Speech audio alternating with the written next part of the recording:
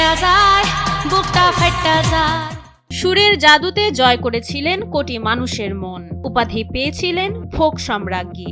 কিন্তু রাজনীতির মাঠে নামার পর সেই সুর বদলে গেল মানিকগঞ্জ ২ আসনের সাবেক সংসদ সদস্য মমতাজ বেগমের। এবার দুর্নীতির অভিযোগে বড় ধাক্কা খেলেন এই শিল্পী।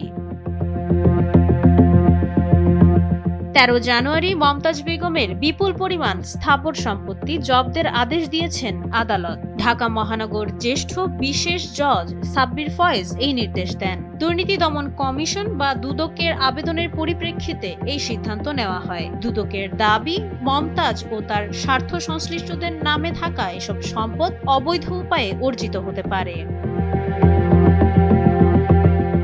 জব্দের আদেশে রয়েছে মহাখালী ডিওএইচএসে ৫ তলা আবাসিক ভবন, মানিকগঞ্জে পৈতৃক সূত্রে প্রাপ্ত দোতলা একটি বাড়ি এবং মানিকগঞ্জ সদরে ৪ তলা একটি ভবন। এছাড়া পূর্বাচল নিউ টাউনে ৯ কাঠার একটি প্লট, মানিকগঞ্জ ও সিংগাইরে বিভিন্ন মৌজায় ছড়িয়ে থাকা প্রায় ৪৭৪% বা ১৪.৫ বিঘা জমিও রয়েছে এই তালিকায়।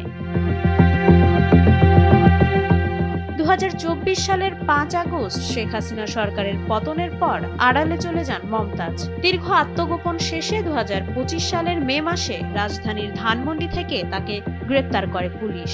বর্তমানে হত্যা ও মানি লন্ডারিং এর একাধিক মামলায় তিনি কারাবন্দী। মাইশা মালিহা, সময়ের আলো।